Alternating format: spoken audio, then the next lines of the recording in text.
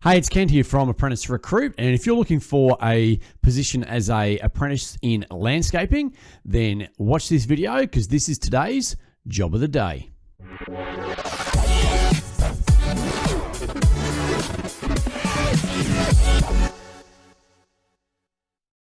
Today we picked up a new position for a company in Sumner, and they're looking for an apprentice landscaper to join their team. And this position is in the maintenance area.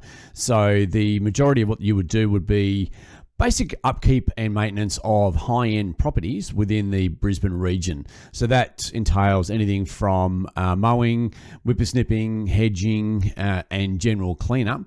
And as I say, these are for high-end properties, so the attention to detail that we're looking for this particular role is extremely high.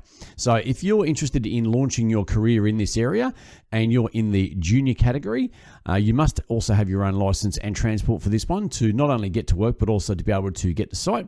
Then this could be the position you're looking for and could be a great way of being able to launch your career.